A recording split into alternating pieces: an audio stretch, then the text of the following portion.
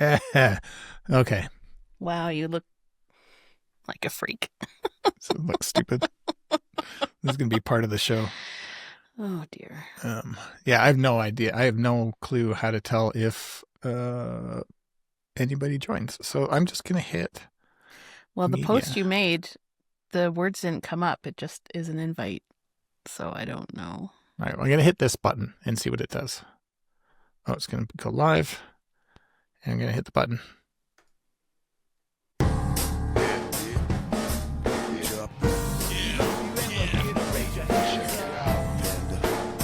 How about that countdowner? So you're going to do the... Oh, I do the intro. Yeah, you do that first bit. Oh, shit.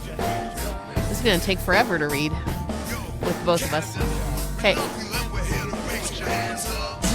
and Panda, straight from the land of comedy. We're promising you'll bust a nut and stand up. Canadian content, straight to the masses. Used to save the world, now we're stomping on the fascists. Add a little stirrup, podcast production. Mix the maple syrup and we'll prove out this function. Dropbear and Panda, straight from the land of Canada. We love you and we're here to raise your hands up. Did you miss us? That's right. We're back. Back from the dead. And we're going to be live. Live on some Sundays. That's right. Check out dropbearandpanda.com for details. Whee!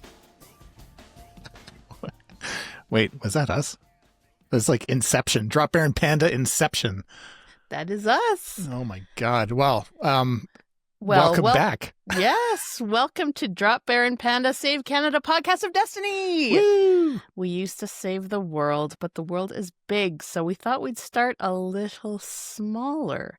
Smart. But, I mean, does Canada need saving? Well, not really, but this show is dedicated to Canada because we love our country and we love all things Canadian and all the Canadian stuff that we have to offer the world. So who doesn't love Canada stuff? Right? I love Canada stuff. So like our new intro song created by Emery Chords at the Chill Kill studio right here in Calgary, entirely Canadian. Oh, man. And it is something else. I'll tell you, if you ever have the opportunity, connect with them and go check it out. Now, this episode, I'm so excited for it because Panda, what do peanut butter, Java, and instant replay have in common? Huh? They're, well, I was going to, that's a good question. They're all Canadian as fuck. What? Yeah, this week we're gonna unearth the country's most bizarre, brilliant, and occasionally boob-lifting inventions. So we're gonna lift your boobs up. Yeah, lift them up. Lift them up. Come on, put your boobs up. Get ready for creeping barrages, hockey nerds, and a whole lot of. Did you know that was Canadian moments? Even Canadians might not know what's Canadian. I know, I didn't. Like when we did the research for the show, I was just like, what? That's incredible. Shame on you. I know. Now, speaking of the show and speaking of Canadian stuff, I would like to thank our sponsors for this episode. It is Cold Garden, and they've got this amazing thing called ranch water. So, I love names of beers. They're so weird. I know. But Cold Garden, if you don't know, you do need to know that it's not just Inglewood, but Calgary's most dog-friendly, couch-filled, psychedelic brew pub in the heart of Calgary. And today's juice is ranch water. What have I got here? I've got pink grapefruit. And it tastes a little bit like Mexico. It's agave. It's not a beer, or is it a beer? No, it's not a beer. It's like an agave seltzer. Oh, it's a seltzer. Yeah, so it sort of reminds me of Mexico in a way. Then there's four. Yeah, I know. There's 4 flavors: lime, pink grapefruit, mango, and berrylicious. It's like summer in a can. If summer had 4 heads and great taste in music. So whether you're sipping solo or kicking back with your doggo on a velvet couch under a neon painting of a llama riding a narwhal, that is a true story. Cold Garden's got you covered. Learn more. Do they have a website or anything that we should tell people about? Yeah, it's just about to do that. Oh. Yeah. Learn more and plan your pilgrimage at coldgarden.ca. Now, check this out. This is something that the New York Times could have said. Cold Garden, couches, doggos, art, your psychedelic grandma's basement. Psychedelic grandma? Oh, yeah. Am I that old now? Oh, man. Well, speaking of grandmas. Yeah. Does your grandmother have a pacemaker? She does not. Is it because she's not alive anymore? This is true. I'm trying to do some segues, but that one might not have been good. Yeah, My grandfather had a pacemaker. And it was obviously a bit of an old one because you could see it in his chest. I always wondered what those were. Yeah, it was a box that sort of stuck out under the skin, but it stuck out. It was really kind of like the size of a deck of cards. Wow. Did you know that pacemakers were first developed in Canada? Mm-hmm. Mm-hmm. I did The not inventors, John Hops, was a Canadian electrical engineer. Whoa. Yep, and he developed the pacemaker to regulate heartbeats using electrical impulses inspired by research from hypothermia. What? Yep, they wanted to see what hypothermia had effects on the heart, and therein birthed the first pacemaker. No kidding. Yeah. Well, I mean, like it's all electrical impulses that keep this magical vessel running. Yes, So but that does make not sense. mean you can recharge by sticking your finger in a light socket. Yeah, don't do that. Don't do that. When I was so I grew up just outside of Toronto, and one of my formative childhood memories was because I really wanted to learn how to drive, and so I found my dad's keys, and then I stuck the keys in the wall socket. And I'm pretty sure my dad kicked me across the room to save my life. So You know that don't do light that. sockets in the wall are not the car. So Well, but it was like a keyhole, keyhole, turn it on. Yeah. Yeah. Mm-hmm. It might explain a lot. Is that what happened to your ears? Is that why they're so Right. fuzzy? Look at them. I'm like, That's amazing. Where are your panda ears? I was Yeah. I was Well, like- that's great. I was going to do it all up. Yeah, it's perfect. Well, anyways, the pacemaker was developed in 1950. And now they have leadless pacemakers, which leads are the actual wires that sort of go around I think the ventricles and stuff in your heart to keep your heart rhythm from getting too low. So it kind of keeps your heart beating. Okay. And now you have leadless ones as well. And pacemakers can even be tiny, tiny, tiny, only like a couple inches big, No way. which is amazing, which is why if you have a pacemaker now, it's not this giant. Doesn't look like a pack of Box. smokes in your Exactly. rolled up Exactly. in your sleeve. Yeah. Yeah. So that is really cool. And I just want to give a shout out to the Libin Cardiovascular Institute in Calgary, which is one of the leading cardiovascular institutes in the world. And that is right here in Calgary, Wow. which is pretty dope. No kidding. Go Dope Canada. AF, if you ask me. Yes. Yep. And they're still coming up with new and improved pacemakers and ICDs and that sort of stuff right here in town. No kidding. Yes. Huh. I'm not kidding. That was a No. shameless plug. Go get your heart checked. Yeah. Exactly. Keep your ticker going. Yeah, keep it going. What other medical marvels might we have going on today? Well, so insulin, which I did not know, and I'm sure I probably should have known. I think You I had didn't know? I had an idea that insulin was Canadian, but I didn't really understand it until we looked into it further. Well, I mean, technically, insulin. I'm going to be an actually. Okay, nerd it up. Insulin is in your body, so it's not really invented, but the synthetic insulin that is made to save your life. I can't believe you didn't know that. What? I don't know. Like, there's a lot of stuff like inventions in Canada you just assume happened elsewhere, but like, because that's huge. That's a big one. Mhm. So it basically transformed diabetes from being a death sentence into something that's actually treatable, and you can live with it. You can manage that condition, which has saved millions, if not billions, of lives worldwide, which is crazy. Just a shout out. I wrote their names down because I couldn't possibly remember them all, but like Dr. Frederick Banting, Charles Best, J.J.R. McLeod, and Colms Collip at the University of Toronto, the Big Smoke. Way back in the 1920s. Yeah, 1921, 1922-ish. Yeah. Like yeah. in that area there. Long time ago. And I remember learning that from I think it was one of those not made in Canada, but one of those Canada moments. Remember those videos? That we had the heritage with Terry the Terry Fox things, the heritage moments. Yeah, I think heritage that's moments. how I learned about that. So, oh man, I mean, we're a smart bunch. we are. We Canadians. Let me give a shout out to Calgarians. Not this isn't just a Calgary show, the Canadian show, obviously. But speaking of smart people, Java, which is a programming language, an object-oriented programming language, not the cat or not, I was going to say not the cat poo coffee. Definitely not cat poo coffee. Yeah, not the bean, but the programming language was actually created right here in Calgary by James Gosling, which is incredible. Like, and if you don't know, you should know. Related to Ryan Gosling? What? Maybe. Ooh. I don't know. But yeah, who's also Canadian, by the way. Your toaster has Java in it. You're like some toasters actually use Java. What does that refrigerators even mean? Like smart appliances.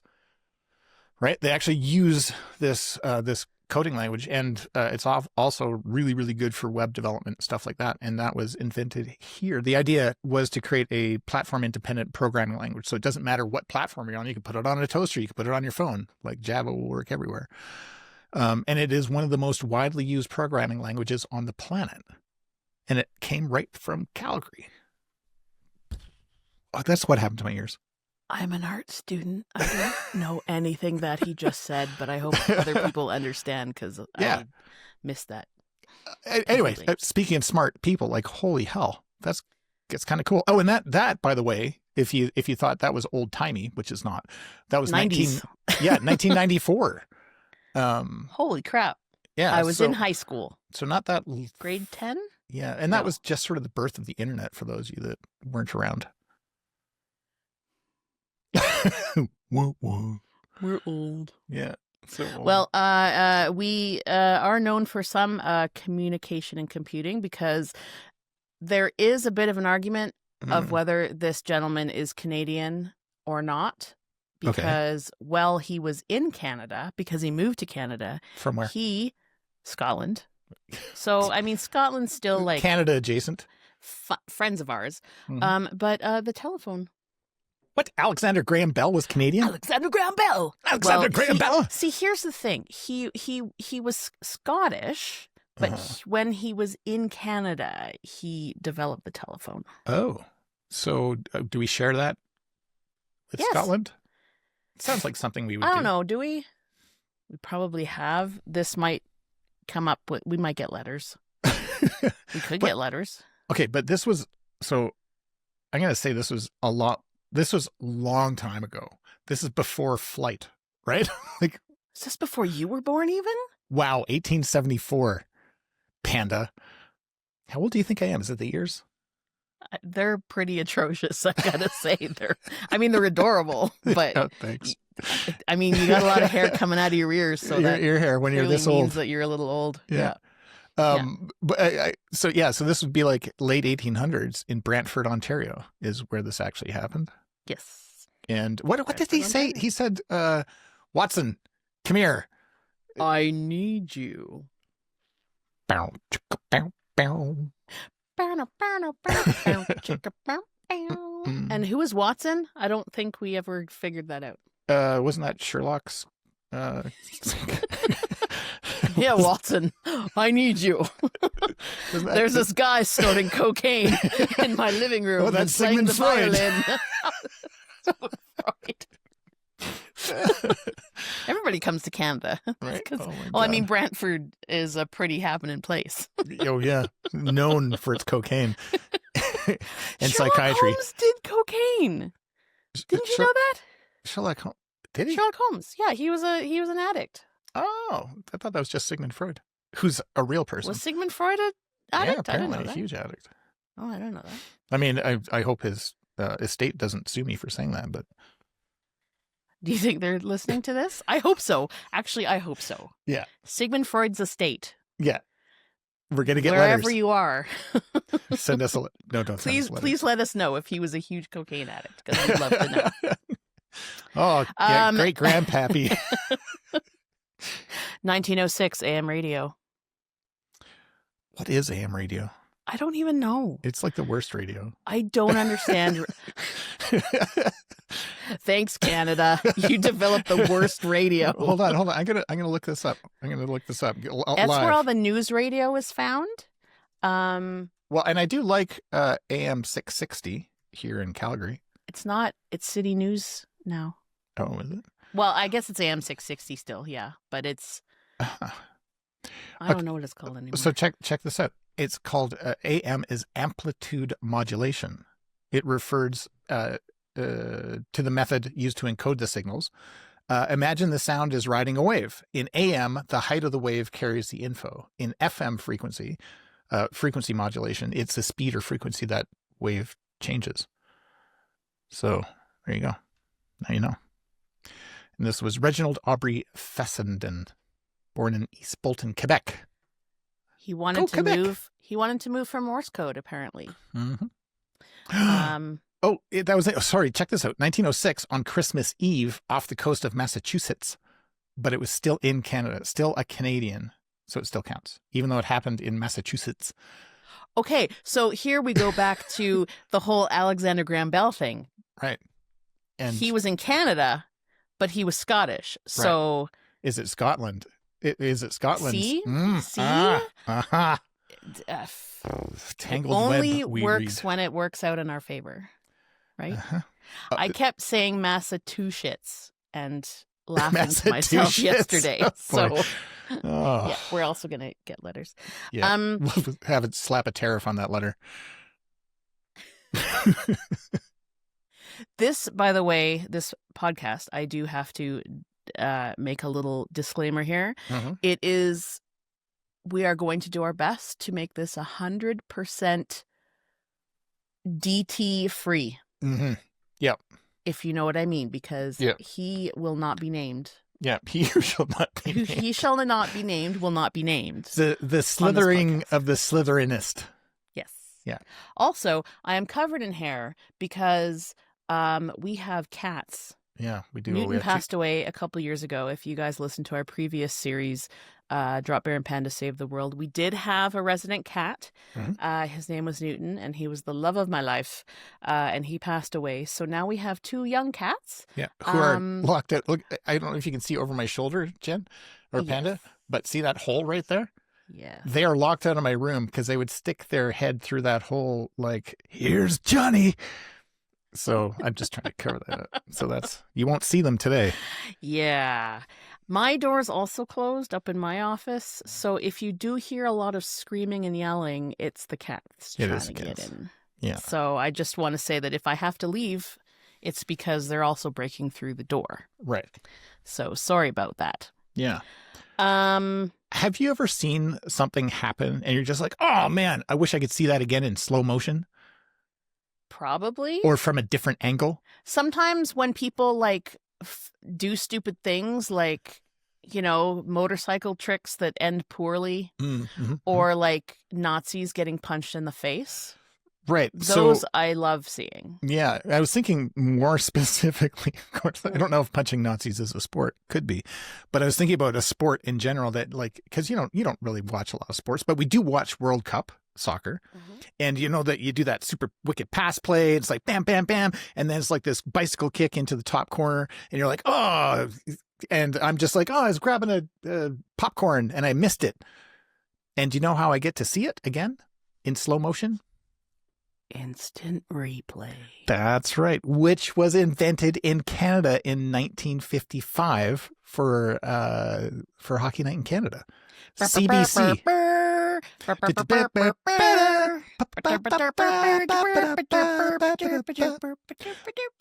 You know what I miss? I miss, so again, I'm going to go back to our sound effects. Yeah, yes, I miss those too. But I'm going to go back to growing up in Central Canada, and Hockey Night in Canada was a pretty big thing in our house. We would watch it, and they used to have, and I want to say it was between second or maybe first and second period. They used to have this shootout challenge where you like people would come onto the ice and they'd shoot the puck to see if they get the corner right. I watched that during Calgary Flames games when we used to go once in a while. Oh yeah, I don't know that they do that anymore, and I miss that. I think I haven't been to a game and like decades. Anyway, not that you could see that in replay, but I just thought it was pretty interesting. So George Retzlaff is the guy that invented it. He's a producer at CBC. And for those of you who besmirch the CBC, if it were not for CBC, you would not have instant replay. You're welcome. I wonder if they use instant replay for the Canadian invented sport basketball. What?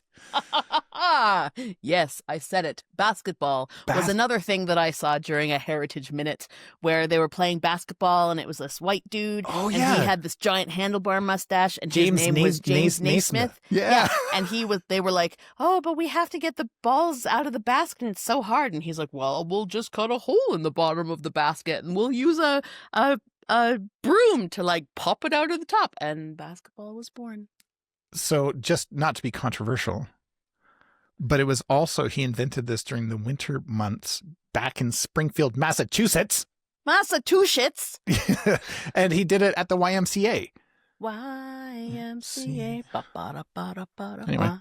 See, you know what? If we can't get this, if we keep doing this live, there's not going to be any sound effects, and people are just going to have to listen to me sing throughout the I kind of whole like episode. it. It's charming. Really? Yeah. You're probably the only one. Yeah. Well, whatever. I like it. Well, you know what else is Canadian? Speaking of sound effects. you are really bad at this. I know, I'm terrible. Did you know that in 1967, IMAX was invented during the 67 World Fair? So why?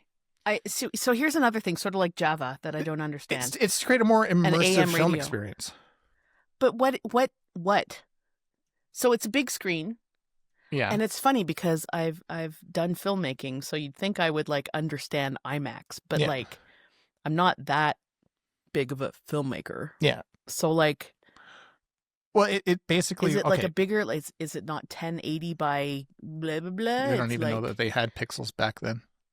I don't know if pixels were a thing back then. Did we but- invent pixels? I mean, I don't know.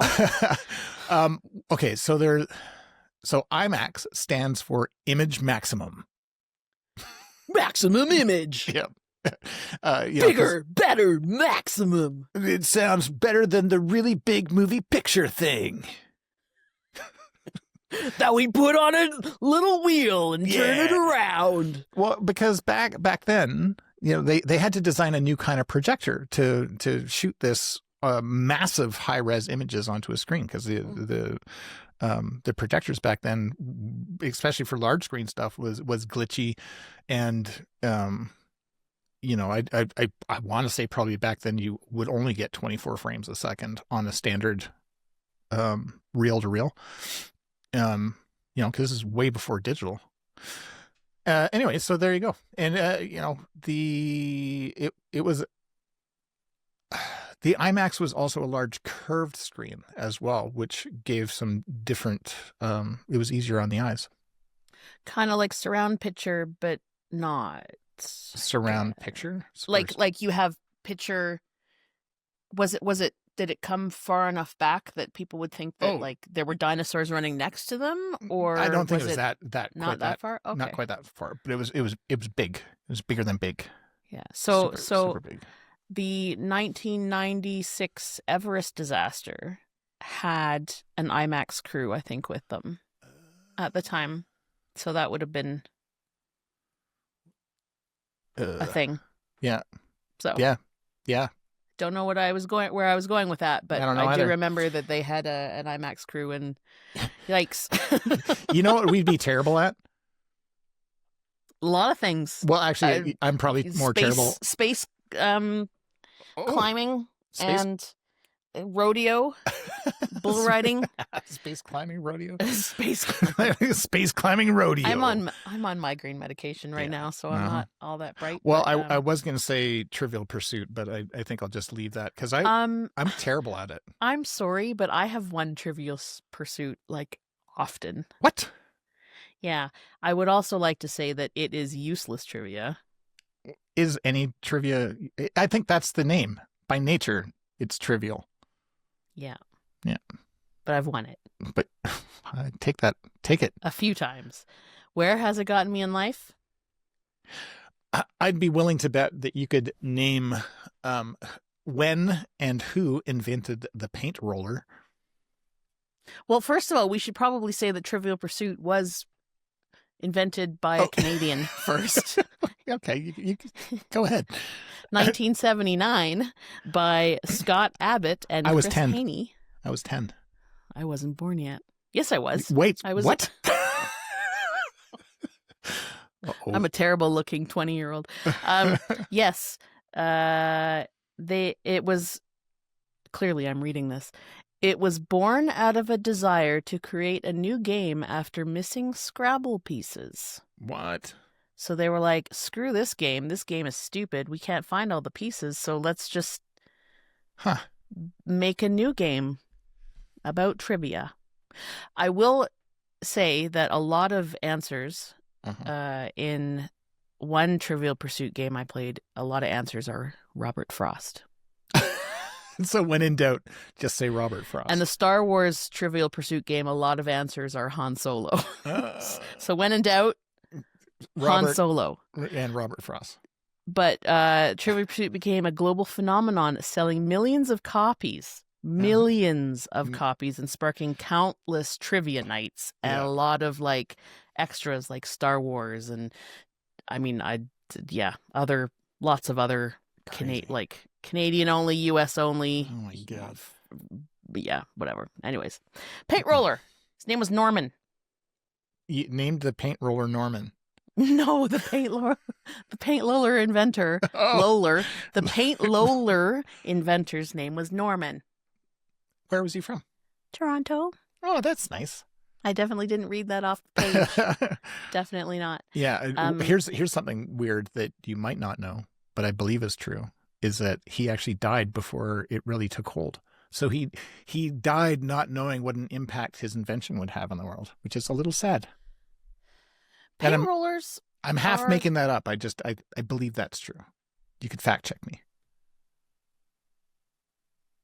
Are you confusing him with someone else? No, I don't think so. I don't think so either. I'm pretty sure. It certainly is great to have. The only problem is when you don't put it together correctly and you're paint rolling and then the roller comes off the holder. That's user error, of course. Problem exists between wall and... Yeah. Anyway, my question for you: are you a cutter inner or are you a roller? What's your superpower? Oh man, I'm a roller for sure. You're a roller, yeah. You don't like the cutting. Maybe not so much because my back is made of cottage cheese, but like cutting, I wasn't very great at cutting. Well, actually,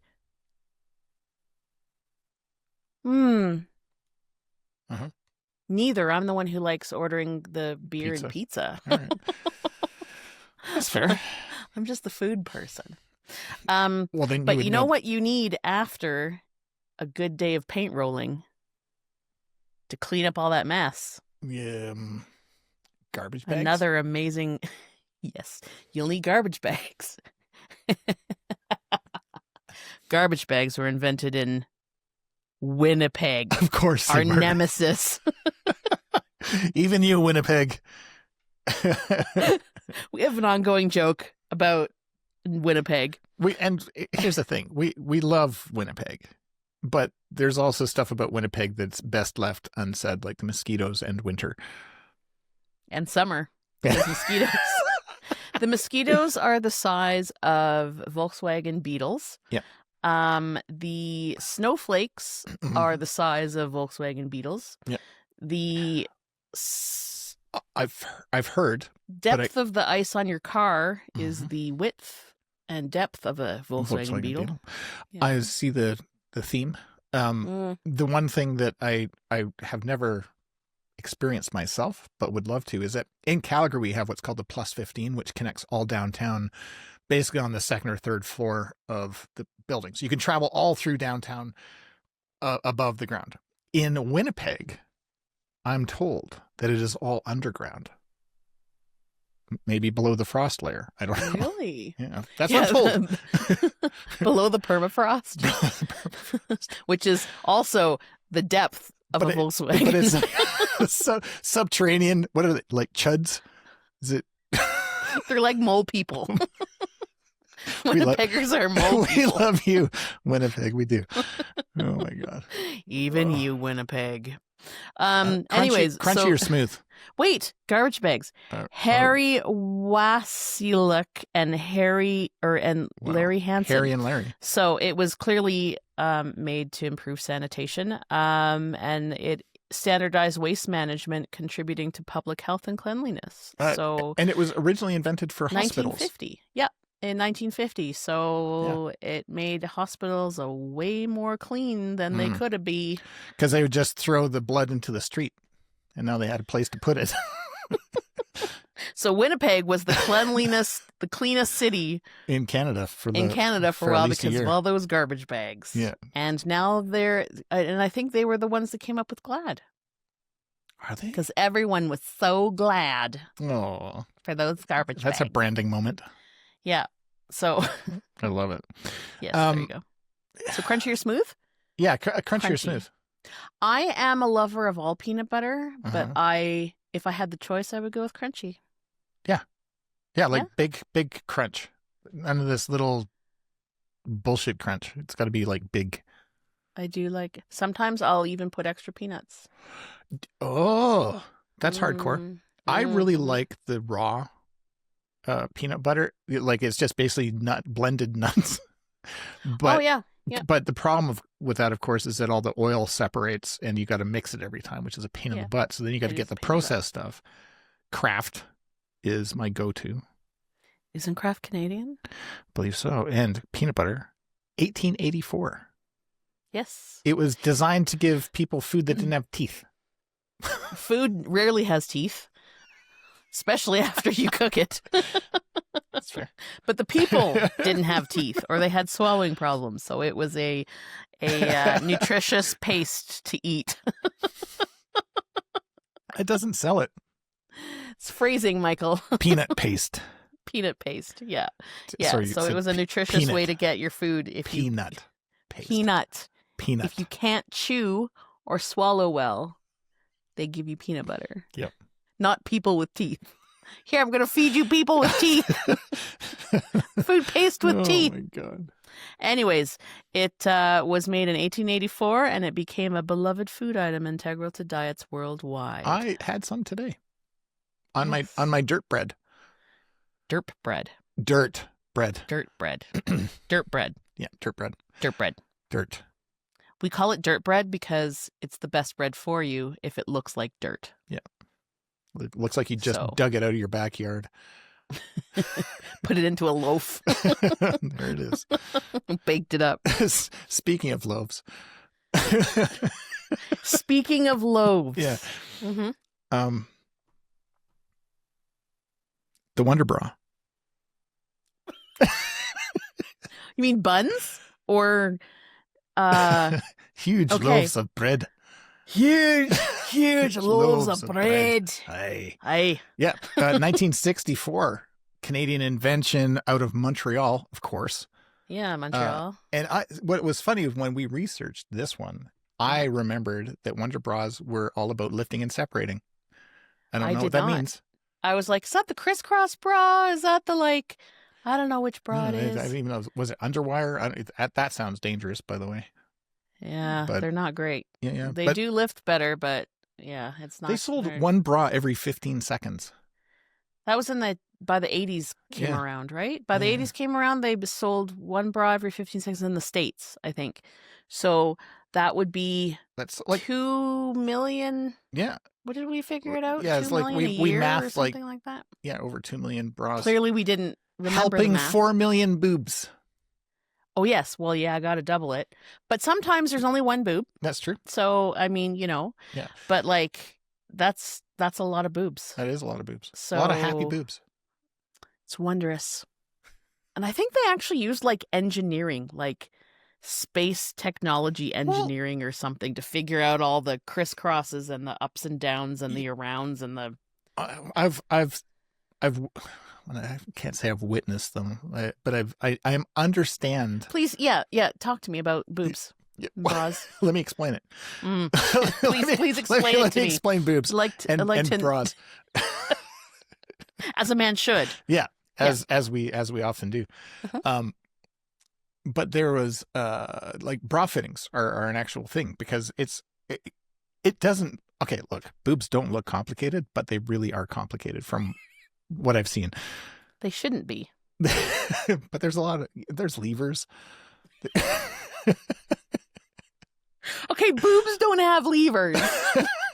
Again, it's like paste doesn't have There's teeth. Boobs, but levers. Yeah. And on that note, we're never posting another podcast again. Thanks, everyone. This is the last one. Well, I mean, boobs probably had a lot fewer mishaps than zippers. Have you ever had a zipper? Have you ever had a zipper accident? Me?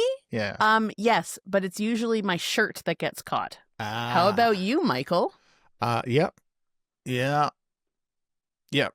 Mm-hmm. Yep. And I would like to say it was only once. Can you elaborate on that? I have zipped my nethers more than once. More than once. More than once. Now this hadn't happened in a long time. Only once. But when I was young, I didn't understand what was happening down there. It was just like stuff. Just everywhere. Or you're like, okay, the worst thing. Okay, that kind of makes sense. We don't know it when boobs are happening. We don't know what's going on. It's weird. What I needed was a wonder wang. No, you needed a wonder zipper. A wonder zipper. If it's going to be correlated together. Yeah. Lift and separate. Well, it tried to separate for sure, but I think that one of the times was when I was quite young, like and I was probably walking home or we were on a hike somewhere and I had to use the bathroom. So as boys often do, we just find a tree to go behind and whip it out and pee and do our thing.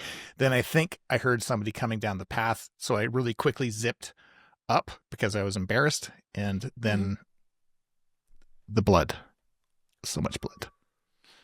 Yep. How many wangs do you think or balls got stuck in a zipper since 1913 when it was invented by Gideon Sundback, a Swedish-Canadian engineer? Wow. One can marvel, one every 15 seconds. You think so? That's more than the Wonder Bras. No, it's the same amount. Oh, it's the same amount. Yeah, it's the same amount. But there's... Oh. What? Do you usually like zip more? Is it more the wang or more the balls? Well, I think that's a great question. I mean, aren't you supposed to be also wearing underwear? Well, yeah, but I mean, like if you're like freaked out and like there's stuff, and look, here's how it is. I want to say that probably it's more balls. There's probably more ball-related trauma than wang-related trauma when it comes to zippers, because that's where it is. When the zipper is down low, that's where the balls are.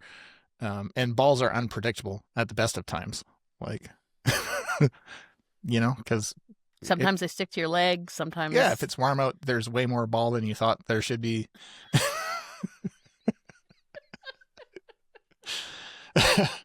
We are explicit, right? Yeah. This podcast is listed as explicit. Yeah.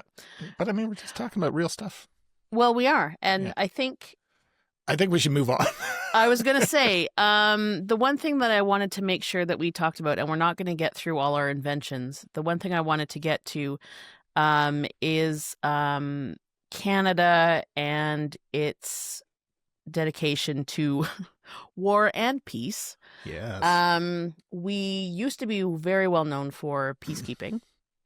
Peacekeeping and was war. Actually, well, yes. Peacekeeping was not an original idea, but it was brought into effect by Lester B. Pearson in 1956 for the Suez Canal crisis. At the time, he was the Canadian Secretary of State for External Affairs, and he was the first one to really use it to resolve the Suez crisis by deploying a neutral peacekeeping force down to the Suez Canal. Wow. How many times can I say the Suez Canal? Many, apparently. Yeah. One every 15 seconds. And that really solidified Canada as a peacekeeping nation. And then from there on, we were able to deploy a heck of a lot of peacekeepers in a heck of a lot of places. Yeah. Unfortunately, now hasn't really been a thing lately, but there were a lot of incidences in the 90s where peacekeeping got incredibly dangerous. Oh, yeah. I had Rwanda, Bosnia, and it became a little more complicated than it should have been. So yeah. I had a friend that did a peacekeeping tour in Bosnia, and he said that. So these are the guys with the blue helmets and whatever. They're very clearly peacekeepers. Yeah. And it would be the drunk opposing force in the forest would start shooting at them to see how close they could get. Yeah. So they basically were constantly under fire, but with the idea that they weren't trying to hit them, they were just trying to get as close as possible. Can you imagine? No. And no. Yeah. And the problem is that peacekeepers aren't allowed to shoot unless they are fired upon first. And what is considered being fired upon first? You have to get hit first? Yeah, I guess. Right? So that's where it became really a sticky situation. And then, so that was 1956. If we go back in time, because you are, pardon me, many people don't know this about you, but one of your degrees is in... It's not a degree. Isn't it? Oh, I guess it's a major? Or did you minor in military history? No. Technically, no. Oh, okay. I was aiming for a minor, but ran out of money. As one does. Yes. But you were aiming for a minor in military history, so you know a lot about the history of wars, particularly Canada. Yes. And the World War I, I would say. Yeah. I've always been interested in World War I.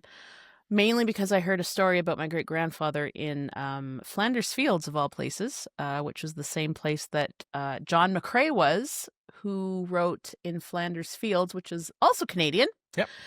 But the Creeping Barrage is a military... how can I explain it's this? An artillery technique to advance? A technique, yes. Okay. Yes. So migraine stuff. Yeah. So Arthur Currie was one of the generals down there in Flanders Fields in 1915, and the problem was that one side is facing the other side, and because there's so many artillery pieces and guns and everything, nobody can get across no man's land, right? So what the Canadians realized is they came up with the Creeping Barrage, which doesn't always work. You're going to get friendly fire all the time. You are going to obliterate sometimes your own people, but the artillery would be a few meters in front of your forces that are coming over the top. So you would bomb the Germans on the other side, and then your Creeping Barrage would slowly be in front of your advancing forces. Therefore, the Germans on the other side wouldn't have enough time or guts to come out of their foxholes and trenches in order to shoot back when the Canadians, and then by the time everything, the smoke clears, the Canadians would be on top of the Germans by that point. So that's basically what the Creeping Barrage was. It was a moving curtain of artillery in front of the advancing forces, the Brits and the Canadians, etc. So that helped us out a lot. Yeah. To win those extra 3 feet. Man. Of no man's land. That is terrifying. Yeah, so we went from being a terrorizing force on the battlefields to peacekeepers, basically. So rah, Canada. That is the Creeping Barrage by Sir Arthur Currie and the Canadian Forces in 1915. Wow. Well, and I think to close out this episode, I'd like to sort of piggyback onto that and talk a little bit about an initiative called the Rolling Barrage. Now, some people might have heard... Roll up the barrage to win. Wow. I'll sell that to them for a hefty price. For a hefty price. Well, I was going to say that when I first heard of the Rolling Barrage, I was just like, oh, those truckers. Because there's a thing called the Rolling Thunder that happened back in COVID days, and it crossed, I think, people's minds that is one thing bad and one thing's good depending on where you stood on stuff. But I wanted to give a shout out to the Rolling Barrage, which is a motorcycle tour, which started in 2016 by a guy named Scott Casey. And this whole thing is a Canadian veteran-led initiative to raise awareness and support for veterans and first responders that are dealing with PTSD. And it is such an amazing event. It's basically a coast-to-coast motorcycle ride across Canada to raise awareness about PTSD. The fact that in some places and in some... what am I trying to say? That there is a stigma attached to it because it's not an obvious injury, but it is a devastating injury. So I wanted to give a shout out to Scott. And again, Scott Casey, if you want to check it out, check out therollingbarrage.com. There's one again starting here soon. And he's actually based in just south of Calgary now. And anything that we can do to help support our military and first responders, to promote solidarity and inclusivity and support for these people. That's great. We should do that. So please check it out. TheRollingBarrage.com. Check it out. They're awesome. We love you, Scott. Yeah. Anyway, so we had a list of 20 inventions to get through, and we did pretty good. I didn't count. Yeah, we didn't get through all of them, though. We didn't get through all of them. And we'll bring them back. What do you think the next episode of Dropbear and Panda Save Canada will be? What are you feeling, man? Oh, weird festivals. Weird festivals. All right, let's do weird festivals next time. Okay, I like it. What do you think? Oh yeah, I'm down. Like weird Canadian festivals, like I don't even know. Is there a Slugfest? Probably. Probably. Have you ever been? Do you remember seeing those huge BC slugs? Like those big ass banana slugs, big or yellows. Like as big as your arm. Yeah. I mean, we might not have a cheese rolling down the hill festival, but we might have. I've heard a rumor we might have a bog snorkeling festival. Who doesn't love snorkeling in a bog? Mosquitoes certainly love it. Yeah. Well, it's probably in Winnipeg. Panda, this has been so much fun. Yeah, no kidding. A huge shout out to Cold Garden and their ranch water. It's agave hard seltzer, and it's delicious. It reminds me a little bit of Mexico. And I just want to give another shout out to Emery Chords and Chill Kill Studios for our dope theme music. I love those guys. If you can figure out the lyrics, they're pretty awesome. Oh my God. Mm-hmm. Yeah. We might write them down somewhere. So maybe. Or we'll just get your interpretation. It could be like, the ants are my friend and they're blowing in the wind. Close your zipper. All right, Michael, figure out how we're going to get this closed off. All right, I've been Dropbear. I've been Panda. And this has been Dropbear and Panda. Save Canada. Yeah. Boop. I'm just going to keep it rolling for a minute because nobody's here anyways. That was good. Stop the recording. Calm your tits. Get your I'm not wearing a Wonder Bra, so they're all over the place right now. They're right here behind me. They're saggy and together, not they're separated. No, they're right here on the shelf. Looking at me.